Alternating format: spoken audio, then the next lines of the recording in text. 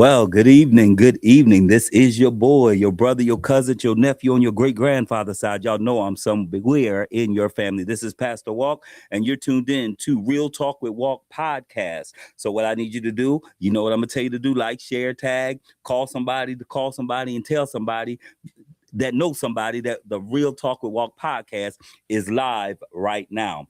All right. So we're excited about you. I want to thank you for all of you that's following us, all you that's been a part of our podcast so far.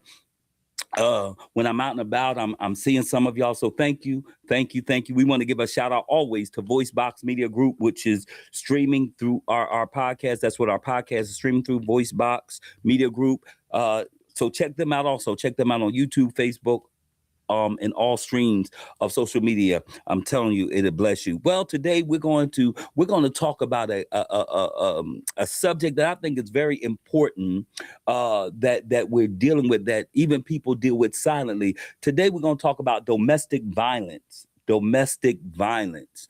That's our subject for this week podcast. And I am so honored and I'm so grateful that our special guest was willing to come today to be a part of our podcast and talk about this. None other than Pastor Riva Green. From the Cumberland County area. She is the pastor of Woman of Purpose Outreach Ministries. Been pastoring for over 26 years. Did y'all hear what I said? I said 26 years. All right.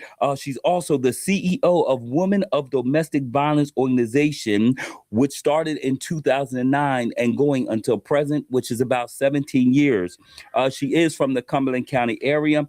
One thing also, not only is she a pastor, not only is she CEO, but she's also an author. She's an author of three books. She done wrote three books. I'm still working on one, and she done wrote three. Y'all, the books are titled The Three R's: My Life and My Struggles, Faith Divine, and her latest book, and we'll get into the books as well, is The Fighting Rose. So I want to welcome Pastor Riva Green, and I'm going to let her say something about herself, and then we're going to dive into our subject, which is domestic violence on today. God bless you, Pastor Green, and thank you so much for being our guest on today. I know you have a busy schedule, but I honor you. I'm so honored to have you here. And would you like to just say something and tell us a little bit more about yourself? Okay, my name is Pastor Riva Green. I'm a mother of three, Mhm. grandmother of 14, a great grandmother of 8. Wow. I love being involved in the community. I love dealing with my grandkids and my great grands. I just love people. I'm a people person. I'm always welcoming people into my life. So not only am I a pastor, I came out of retirement, went back to work full Came time. out of it. Did y'all hear what she said? Came out of it. I'm But I feel useful doing that. So I'm dealing with teenagers. So I thank God for that. awesome. Awesome. Some people trying to retire, and you done retired and came out of retirement. All right. And Pastor Green, one thing we're going to talk about today is domestic violence. And when we talk about domestic violence, there's some people uh, that are going through it silently, where they don't really talk about it. And when I look at domestic violence, and all of us have probably done had a family member that done dealt with it or dealing with it. And when I think about domestic violence, I did I looked up some information, because I know that's what God has given you a passion for. Yes. How did you get that passion for, before we even get started into the facts and everything, how did you get the passion for domestic violence? Well, I had a sister. I was working for a domestic violence shelter in Salem. And during that time, I had a sister that was murdered. She was a victim of domestic violence. And I didn't want to keep her name silent. Mhm. Um, I wanted to continue keeping her name alive because she was a good person. She had a good heart. And that's when the Lord first started off me with a walk and rally in Bridgeton, Mhm. which is the first walk and rally they had in Cumberland County. And Wow. that's when I started off with that. I didn't want to let her name die out. A lot of people knew her, and that's when I started it. Wow. And you said because of your sister Mhm. dealt with it. Did How many years did your sister deal with the domestic violence, or how long was she in her marriage or relationship? And how long was the domestic violence going on for? She never married a guy. She was, I would say, around about 8 years. Wow. Sometimes she would come home from work with sunglasses on, and we knew that 11 o'clock at night, there's no sun shining out there. And we would ask her, and she would say, give us an excuse to cover up for him. Times I remember him kicking her down the stairs. Hmm. But the thing about it, though, like when he would abuse her, he would come and apologize to me. And I'm like, why are you apologizing to me when you could go apologize to her? And it was just to the point where he told her one day that he was going to kill her. Oh my. And he had already left the area, but he came back. And it was that same day, mind if I go into that? No, go That you same her, day that he came back, that he and a guy upstairs had gotten into an argument, and he beat the guy down with a bat, gave him a fractured skull oh and my broken goodness. arms, and he had left. I'm sorry, he left and came back, and that's when he murdered her. And it was so strange because Wow. I used to babysit their 2.5-year-old son, and when I babysit him one day, it was election day, and I was walking him to Cherry Street School, and the Lord spoke to me. He said, "You may have to raise Leon." And I Mm. turned around to the baby, and I'm like, "Nah, nothing will happen to Carrie." God showed me talking about it in a store. I remember I was going to John Wesley, and one of the ministers was playing a song, and when he was playing the song, I started crying. I'm like, God, what is going on? And God showed me the funeral card in front of my apartment, Oh my and I'm like, goodness. well, God, what is going on? I didn't put two and two together, and everything God showed me, that's how it happened. It was the same month, um, and the funeral left from my house. And Wow. and the day before it happened, I was teaching new members class in my apartment, and it was a young lady. I just used her first name as Tanika. And when I was teaching the new members class, the Lord spoke to me and said, Tanika's planning to commit suicide. And I Jesus. waited till everything got done, and I went and knelt in front of her. When I knelt in front of her, I asked her, I said, the Lord told me you was planning to commit suicide. And she said, yeah. She didn't tell me how. But because God exposed her, she laid on my floor and cried out to God to force something that morning. Satan Jesus. spoke to me and said, you took one of mine, now I'm going to take one of yours. This was for something Saturday morning, 8:30 Saturday night, my sister was murdered, where he Wow. stabbed her to death. And you said they had children. So your sister had a son? Yeah, she had two other children, but she had a son by him. Mm. Yes, Mm. and he killed her. He stabbed her to death in front of their son, 2.5-year-old son. Can I, and we're gonna go. So the son was 2.5 years old when his mother was murdered. Yes. Do you think that him growing up, because usually when a child is young, they don't remember everything. Do you think that him growing up, or did he remember anything that happened at 2, or did he ever, growing up, did it ever question him? Did it ever bother him after he found out the truth? Or how did you deal with that raising him, knowing that his mother was murdered right in front of him, whether he remembers it or not? Well, it first started off when it happened. They brought him right to my house, my apartment. And it was to the point I couldn't use anything yellow in front of him, no sirens. I couldn't use a knife in front of him because he remembered that. And he could, even today, he can tell you step by step what happened and Wow. how his dad used to beat his mom, how he used to kick her down the stairs. And he remembers it. A child, people say a child can't remember unless they're 4 or 5, 4 or 5. That's what the but he remembers everything step by step of what wow. happened. And it was times that God wouldn't even allow me to cry unless he cried. Mm. And it was so crazy. And not just that, God wouldn't even let me grieve her death. This happened in 93. God wouldn't allow me to grieve her death until 2017 when I saw him again and to make sure he was okay. That's when God allowed me to start my grieving process. So So I, so it happened in 93, mhm, but God didn't allow you to start your grieving process until 2017. 2017. And so now we're getting into how you got the passion for it. So in 2017, Mm. let's look at that from 93 to 2017, and that's how your passion for domestic violence, because it wasn't somebody you knew, it wasn't somebody you seen on the news. This hit home. Yes. This was close to home, and no doubt now you're looking at it. Oh my gosh, my sister's gone.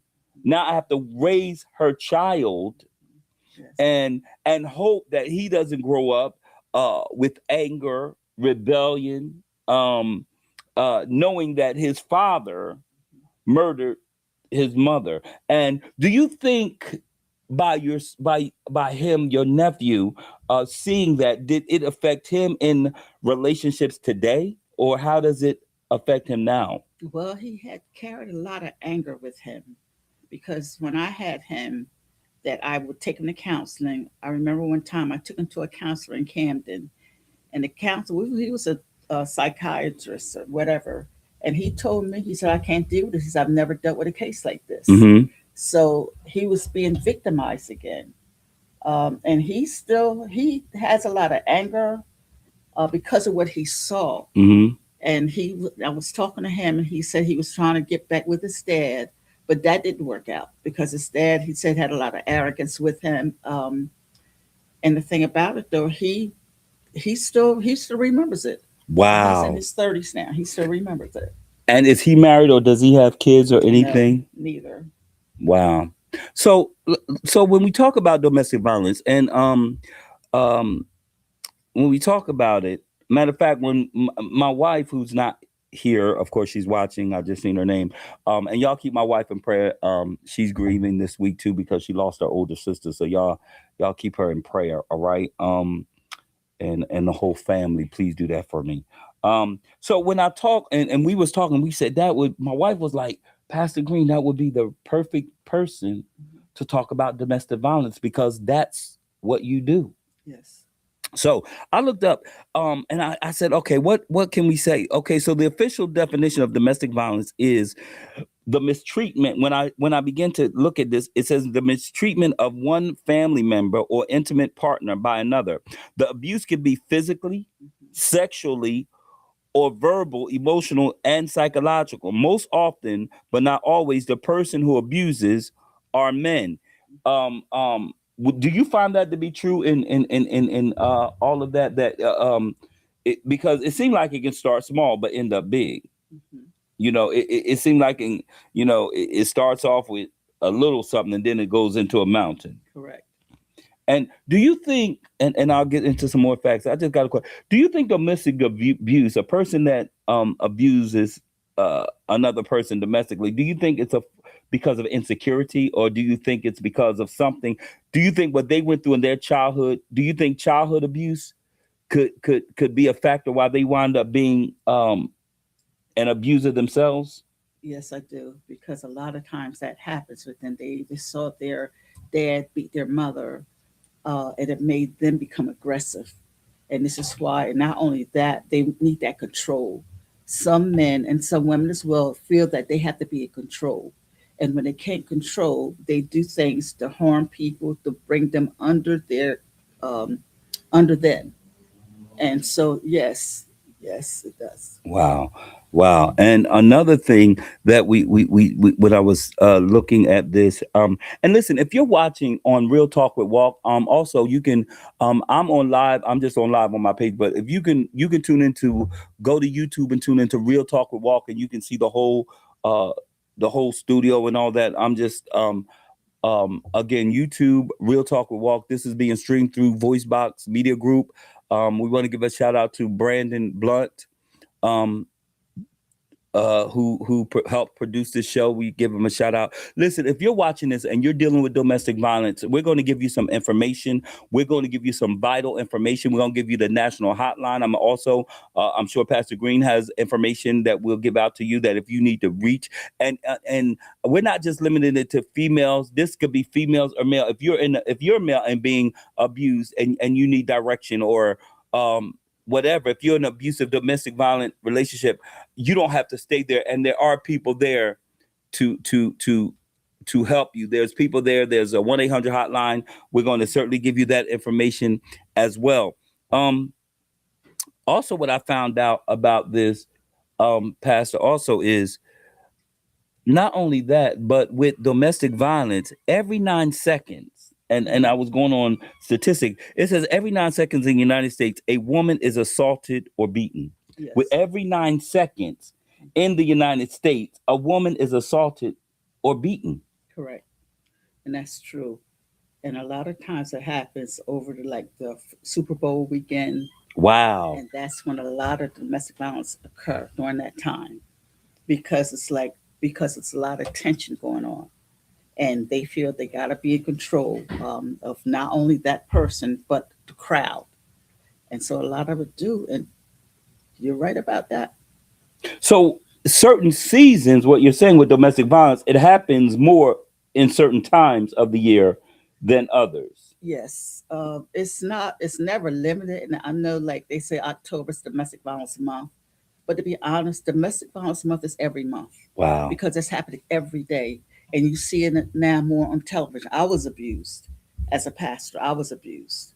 So And oh, wait a minute. So you was in a domestic violent, I mean, you was as a pastor, you're a pastor, woman of God. So you was in a domestic violence situation. yes, Wow. And how did you get out? something, I knew something was going on. It got to the point where um, he would want to control me. And I'm not saying it to be negatively, but he never hit me because he told me if he ever hit me that and saw blood, he would continue to beat on me. But I was in it more emotionally, sexually, Wow. because he always wanted that control. He always felt like another man wanted me.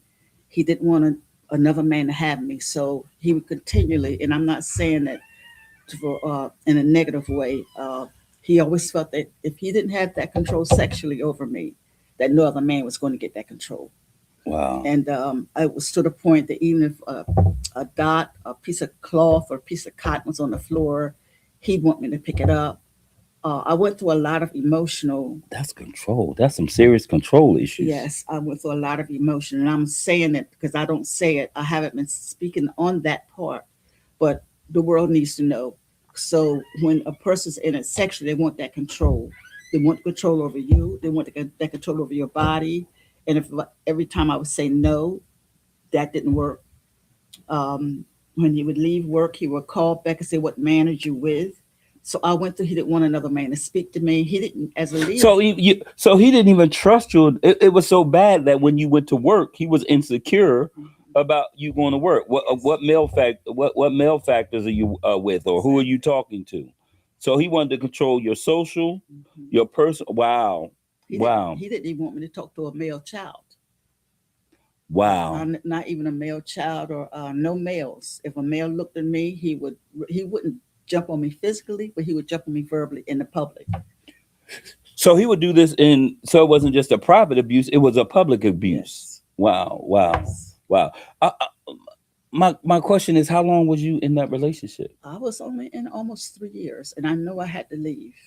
Wow. I knew that I had to leave because it was to the point where not only that he was putting witchcraft on me, the Lord showed me he was the witchcraft, So where I now was you're dealing laying. with abuse and witchcraft. Good Yes, God and I was Almighty. laying on my floor, and my right side, my entire right side went numb. And the Lord let me know I had to leave. Wow. And the thing about I didn't hate him and still don't hate him, but I knew I had to heal. And that's why I took 5 years out away from pastoring.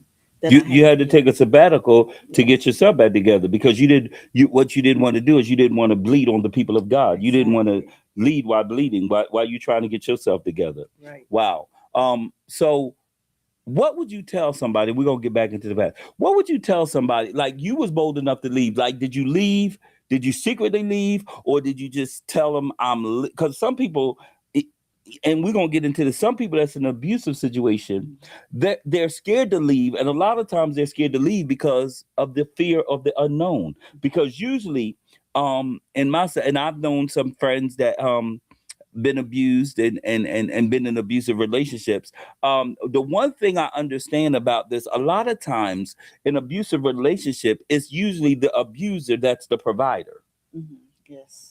So if a lot of women feel as though, well, he's paying the bills, he's taking care of the mortgage, he's paying the car payments, he's providing for the kids. So they feel as though that they have to stay there because they're because if I leave, I don't know, I don't know how I'm gonna survive. I don't know the unknown. And I want to say this to anybody that's in an abusive domestic situation: you do not have to be fearful to leave because there's domestic shelters for you. There's people that will help you. They even have protection that if you're scared that if you leave, they're going to haunt you down.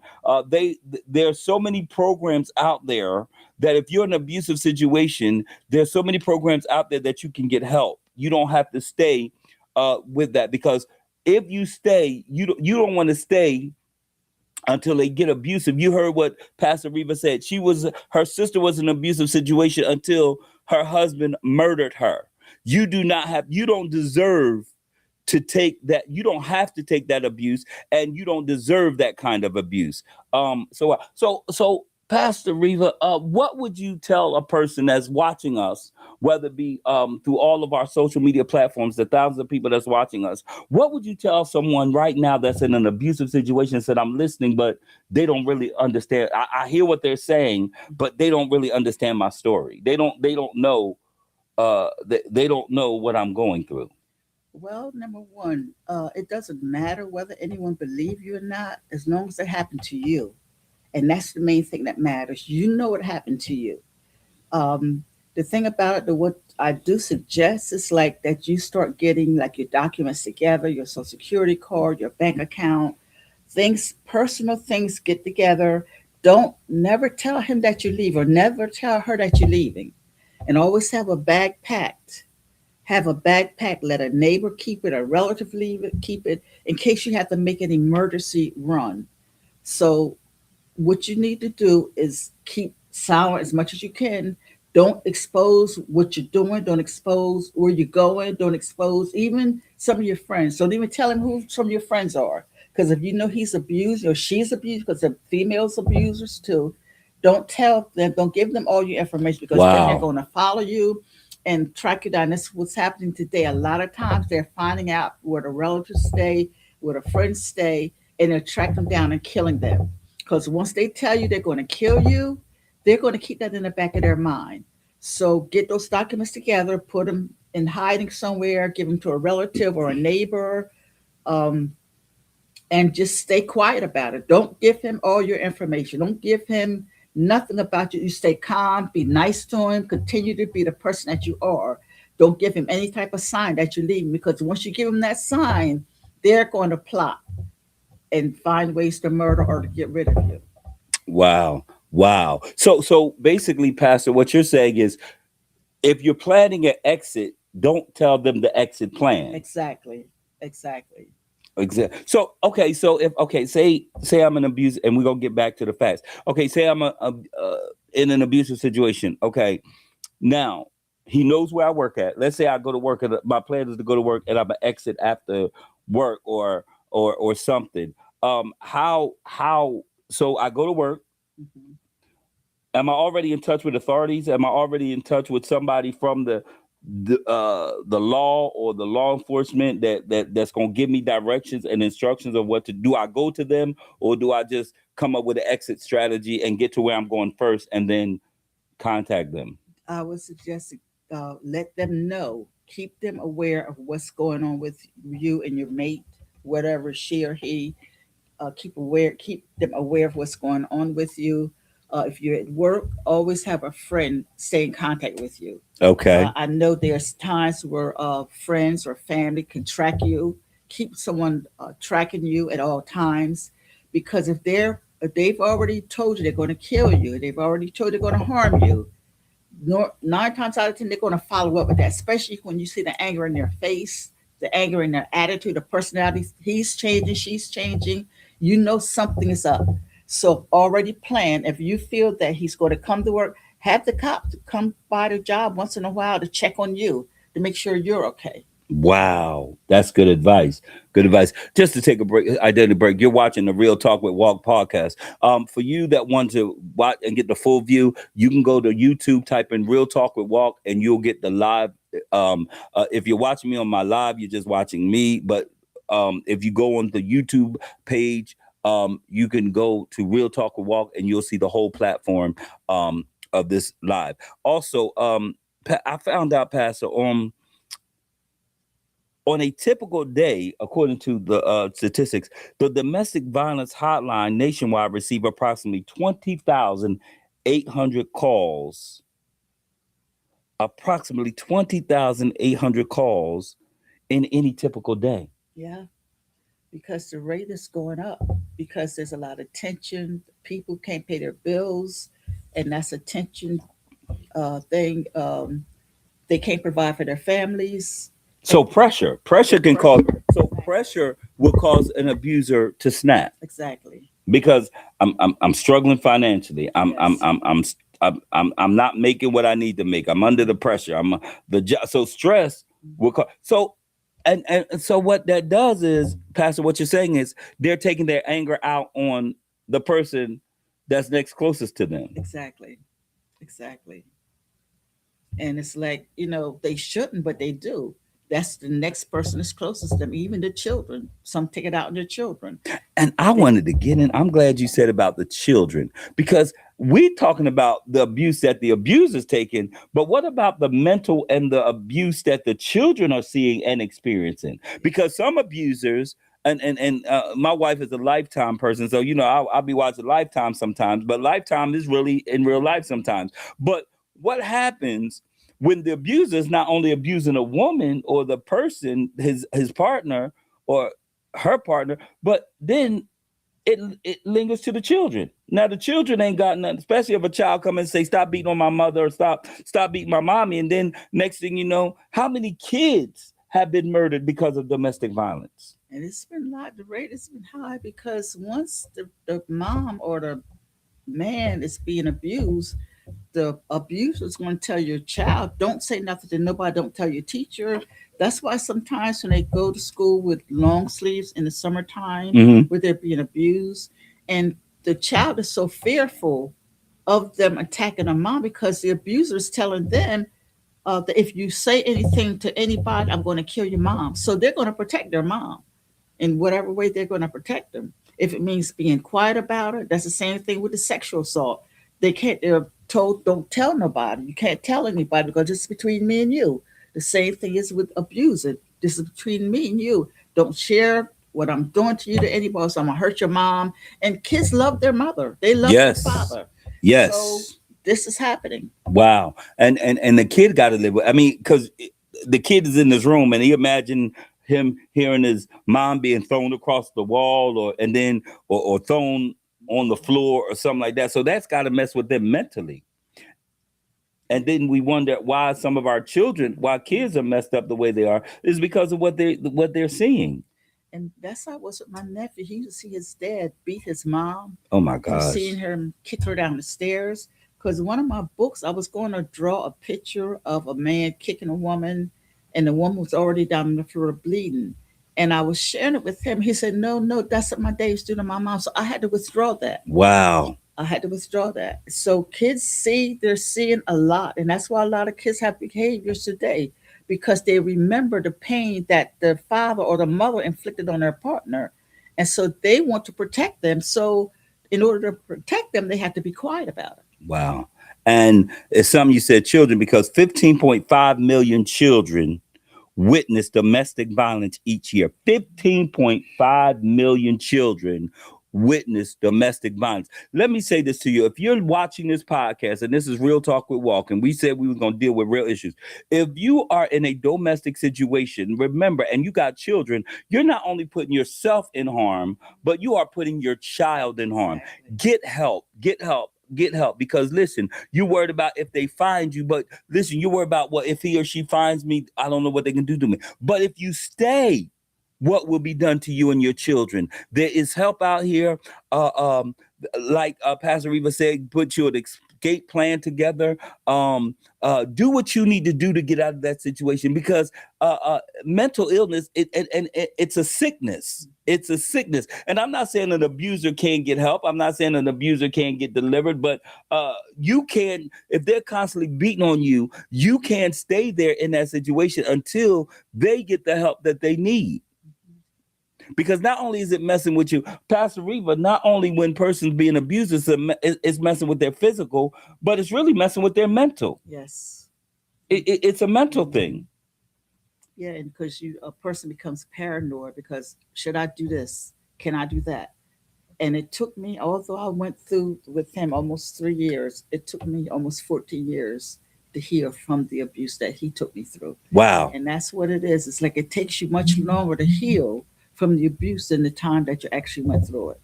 So now it's not now I got to look at my life, because now I'm going through the years that I've been abused. Mm-hmm. Okay. Now I've been abused for all of these years. I've got to get I've got to go through therapy, counseling to get healed. So what you're saying, the healing process could take just as long as how long I've been being abused. And not just that, there's triggers. There's something he could have said or did to you that triggered Oh, the triggers. abuse. So there's always triggers. Always be reminded of the triggers. And sometimes people say, well, I can't say this to him or else he's going to hurt me. I can't say this to her or she's going to hit me. So be reminded of the triggers, because anyone can give you a trigger. Someone outside, if they said, I'm gonna murder you, and if you hear someone outside say that, that's a trigger to you, Mm. especially if they continually saying it to you. Someone may say, you know something, I see the lights upstairs, and if once I see a red light, I'm going to harm you. That's another trigger. Anything could be a trigger, so be mindful of the triggers that you're getting and receiving, because those triggers have a tendency to allow you to fall backwards. If you're healing, be reminded of your triggers.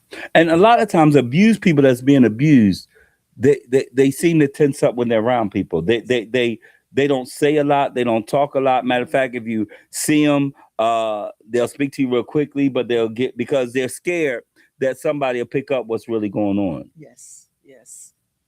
And they're fearful because once you, and the thing about it though, that I didn't fear my husband, but the thing about the things that he did, it hurted me, it wounded me. Wow. And the thing, I wasn't, because like he told me one day, he said if like I told you, that if he said if he ever hit me and saw blood, he would keep beating me. And I would tell him I'm not going to be a statistic. I remember it's I'm not not going to be a saying, statistic. You do not have to be a statistic. yes, because one day he made me so angry, and I said, "Well, they're saying, Pastor, you should have done that." He was laying in his bed sleep one day, and I was standing uh, over him.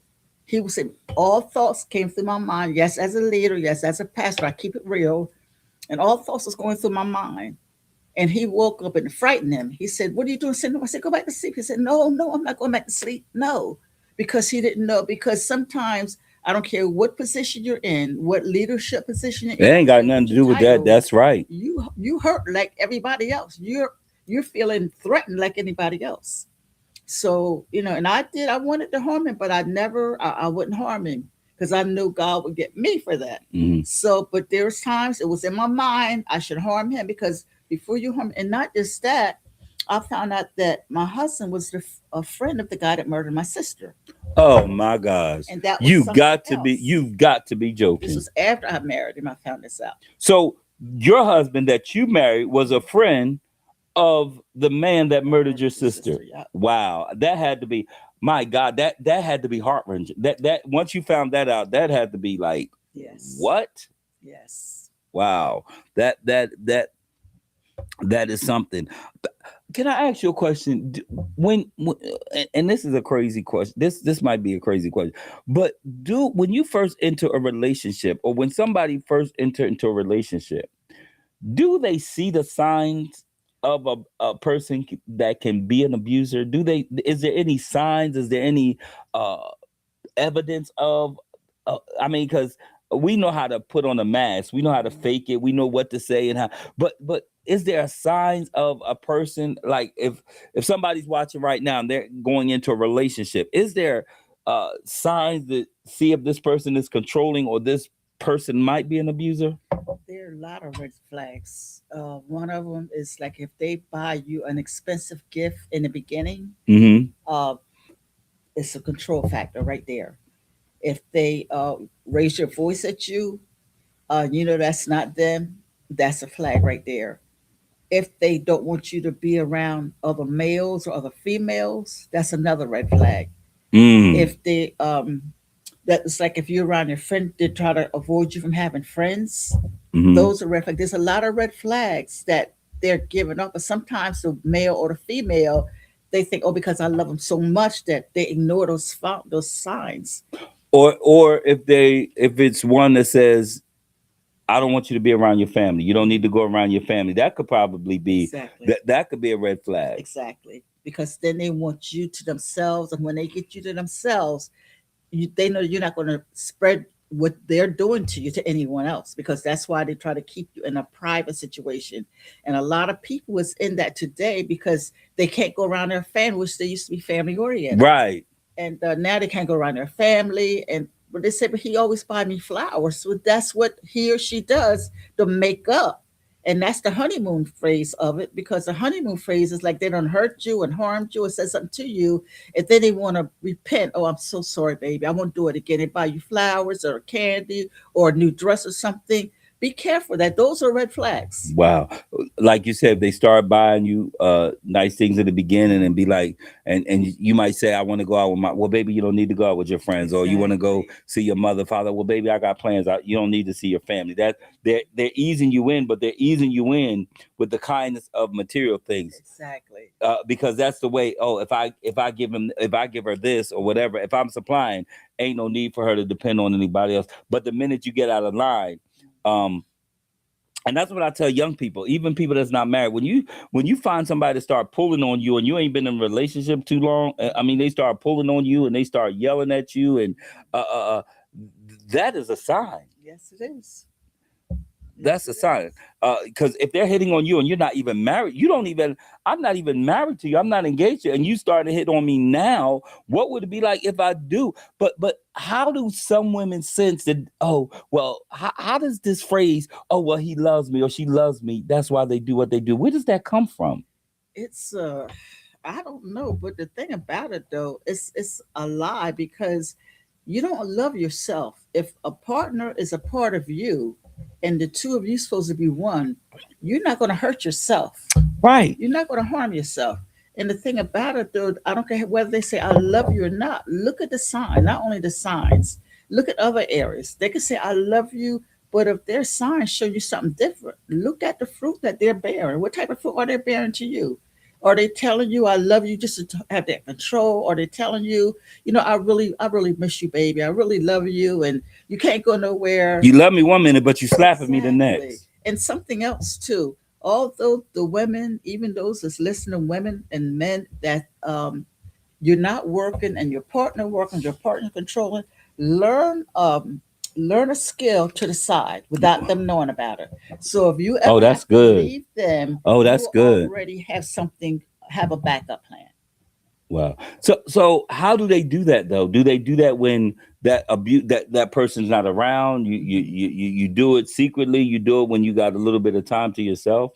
Well, you can do it. Take sometimes abusers plant cameras in the apartment, in their homes, to keep an eye on you. But there's got to be whether you go to the bathroom, take a laptop with you or something. Look, whatever you have to. If you have to go outside, whatever you have to do, learn other skills. Learn and get your friends to back you up, and uh, in case you do have to leave, because sometimes leaving on an emergency basis, you have no skills, you have nothing to back you up. You don't know how to work because they've already provided for you. So you have to learn some type of skill on the side. Wow, that's something. And domestic violence accounts for 15% of all violent crimes. Hmm. We just talked about it because your sister crime, she ended up murdered. Yeah.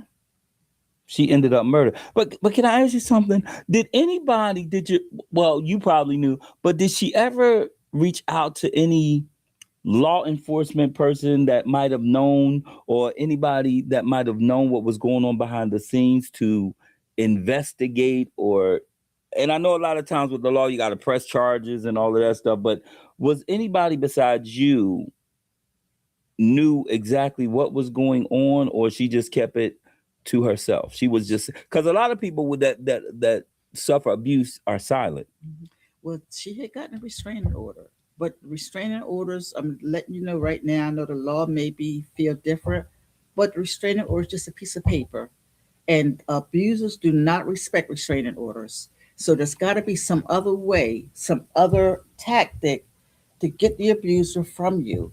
And law, and yeah, she let people know, some of her friends know, but the thing about it though, that she wouldn't tell us if immediately, and we could tell by the sunglasses at night and the black eyes, and the way she would cover her child or things Wow. of that sort. So we knew something was going on. But see, although I was working for a domestic violence shelter, I didn't know the full You details didn't know of the full what story. right of what was going on. And I would tell her to come to the shelter. She didn't want to do that. And matter of fact, even the 1-800 number, they have counseling for abusers. They have counselors for abusers. Some abusers take advantage of. They want to keep their mate, and if they love them, they do have abuser counseling available. Wow. So so they have abuser care. Now, if a person goes to a domestic shelter, can I ask you a question? Do we have one here in Cumberland County? Uh, Or like if somebody needed to go to a domestic shelter, do we where would be do we have any in and I didn't do that research, but if you if you are listening and you are being abused domestically, I'm going to give you some information towards the end of this podcast. But one thing you can do is you can call your local law enforcement if you are being abused and you are being beat. But understand this: when the police comes, they only can do but so much. But if you come and then if they come and then you say everything's all right, then what is they supposed to do? They can't help you no more than what you let them do. and not just that, if they see anything out of order, if something, a table's turned over or something, a police officer would take that into consideration. Right. And they will arrest the abuser. They would arrest them. And sometimes people hit themselves and say that the abuser hit me. And the Oh, officers sometimes believe that because a lot of people, they're imitators. They're doing things like that to get the abuser, keep the law off of them. wow. Wow. They play the games to reverse it. Exactly. Wow. Wow. And the cost, now watch this, the cost of domestic violence exceeds $8.3 million annually. $8.3 million annually. Domestic violence is most common among women between 18 and 24 and 25 to ages 30, from ages 25 to 34. Only about half of intimate partner physical violence is reported to law enforcement. A lot of people don't even report it. Because they're afraid. They're afraid. Then sometimes, to being honest with you, sometimes the law, if the law or the officer or whatever know the person, know the abuser, They won't, wow, are they're you not serious? they're not they're going to back them up versus the victim. I've seen that happen. And I'm So if not the saying. police, so you're saying if the law knows the person that's abusing me, Hmm. they're not going to take they're not going to take the proper steps Exactly. to arrest this individual or whatever. Exactly. And this Wow. is where the law enforcements need that more training, regardless of whether you know them or not.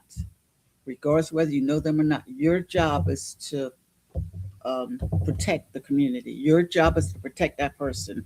And also, when a person's being abused, if they call the police, they can have that police escort them, Out, right? yeah, to a domestic violence shelter.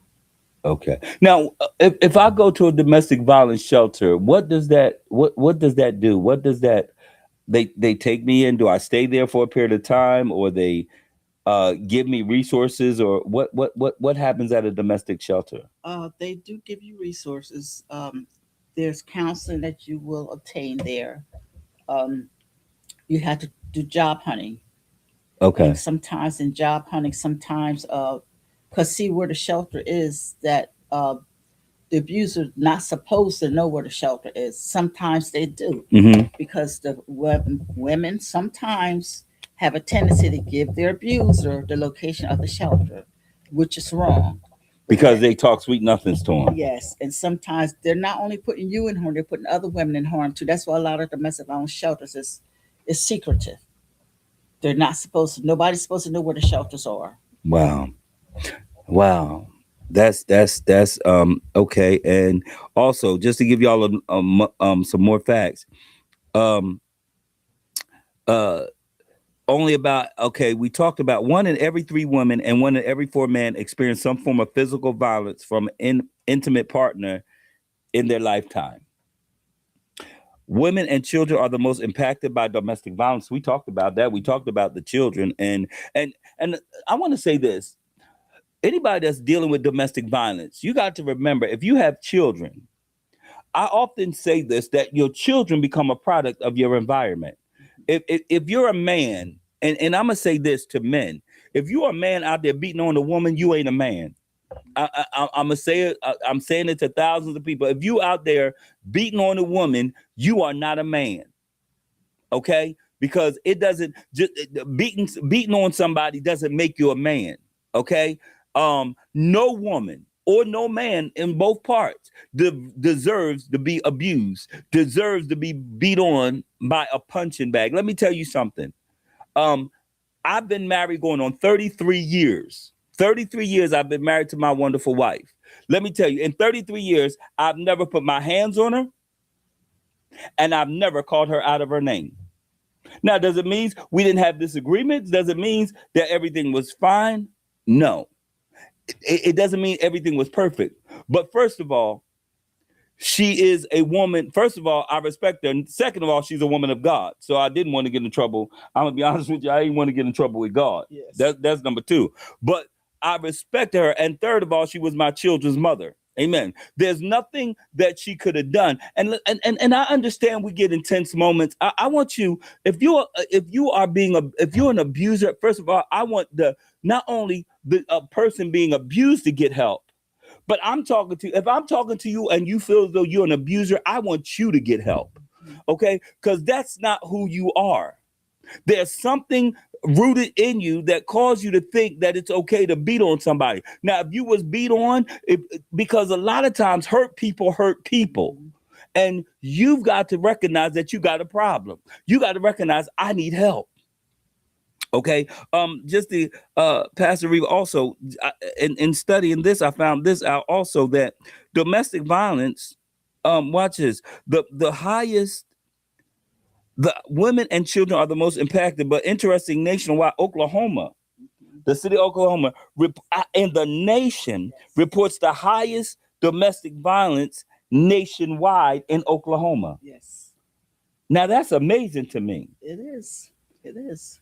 Because I wonder what's going on in Oklahoma that they have the highest. I'm wondering what's going on in Oklahoma that they have the highest domestic violence rate. That's that. Oh, it's crazy. It's wow. Crazy.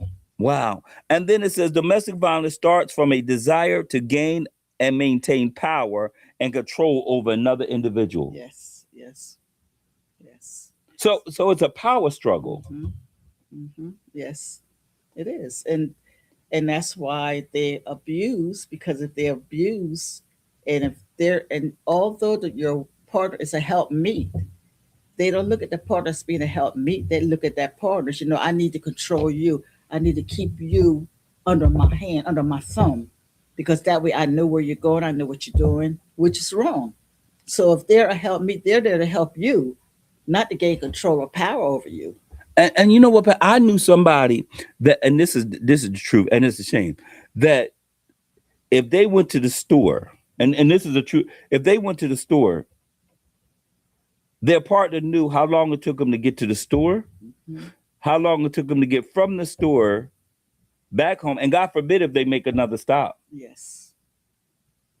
And then what about those that everywhere you go, you got to call and say, "Oh well, I'm going to my mom's house. Okay, I just arrived at my mom's house. Okay, I'm going to the store. I just left the store." And then when you don't call, you gonna get in trouble because I mean, come on, that's really a power struggle. It is, and they want that. They feel that they have to maintain who they are. But see, one thing I look at that: what happened to you as a child that caused Yes. you to become that power with that power struggle? What happened to you? You seen your dad beat your mom. You see this or whatever. I remember I have like it was 8 of us girls all together, but I remember 3 or 4 of my sisters that their husbands or boyfriends was abusive, and for some reason God would use me to always intervene. Wow. And one of my That's why. sisters, That's why her you do what you husband, do. her husband didn't want any family member there, and I was the smallest of all the girls, 8 girls, and I would go knock on their doors. Like he's not going to keep me from my sister. And it got to the point where he and I became the best of friends. Wow. But I've never understood why God would choose me to be the intervention person with them. And they would respect me, the guys would respect me until when I went through it. And God wouldn't let me take down, or he wouldn't hit me. But I would get back with him as well. But there's certain things that he did that really made me feel like I was less than. Although I was helping my sisters out.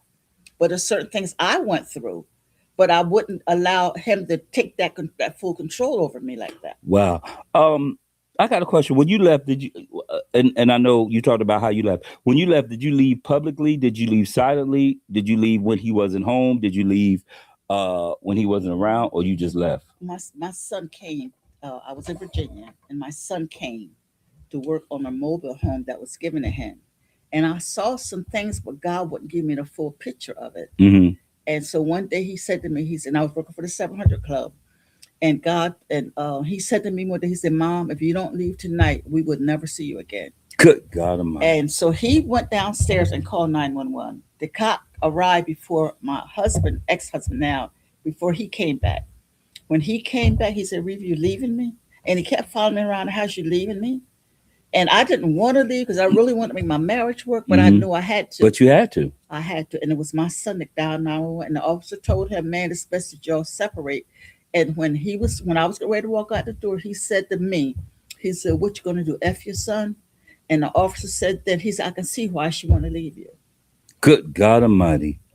But my son, because he saw things I didn't see. I knew something was going on, but my son saw some things that I didn't see. Wow. And real quick, because I know our time is coming to an end. 5 causes of domestic violence is stress. We talked about that. Mhm. Personal disposition rather, social isolation, cultural or social norms, and situational factors. We talked about the stress, the finances, um, the 3 R's of domestic violence. Listen, I want y'all to understand the 3 R's of domestic violence. And Pastor, you got a book here that says that you wrote about the 3 R's of domestic violence: recognize, respond, and refer. 23 to 25% marriages report domestic violence or abuse was a significant reason for divorce. Um, Before we talk about the 3 R's, and I want you to talk a little bit about your books real quick. This is the 3 R's that she wrote, the 3 R's, and we're gonna tell you how you can get them and how you can contact her if you want her to come and speak on domestic violence or whatever. But this is the 3 R's of domestic violence. What is that one about? This one is about getting re-educated about domestic violence, to respect that you need to be shown, and to repair yourself. It also has poetry of the abuser and the victim, Okay. poetry in there about that. It has the 50 states of the coalition that you can reach out if you move to another state. And I also have scripture to back up of being abused. And a little is in here about my nephew when his mom didn't get a chance to see his first day of school, see him graduate, and things of that sort. That's what this one is about. So this is very educational about that, because you can look up scriptures about the abuse, or look up scriptures about being abused and how you don't have to stay in that. God God do not want us to stay in an abusive relationship. If He told you to stay, that means He got another way out for you. But if He didn't tell you to stay, I would recommend that you leave, because if He's telling you He's going to kill you and He's going to harm you or the children, and you see different phases on His face or things of that sort, take heed to those things. Okay. And another book is My Life and My Struggles, Faith Divine. Can you give us a little summary about this book right here? Okay, Faith Defines my pen name. Um, and this is about my life, things I went through. I used to see my dad beat my mom every Friday. And So your dad beat you? Oh my Lord. So you yes, seen it growing up yourself. yes. And it tells about things, what happened to me when I was growing up, but also when it goes into detail of my sister being murdered and how she didn't see things or how she didn't really share things with us. But it goes into detail. And it's about my life, how like I was sharing with you, how like the Lord would have me to deal with my sister's boyfriends or their husbands, and they would listen to me.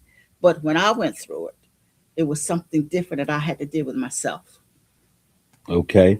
And finally, this is your latest one. Yes. The Fighting Rose. The Fighting Rose. What is that one about?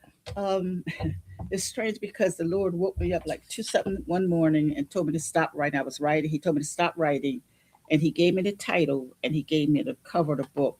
And this is about like we know that when a rose, we know roses have a fragrance, and every petal of the rose have a fragrance. And when you go through life, you go through turmoils, you go through situations, you may go through pain.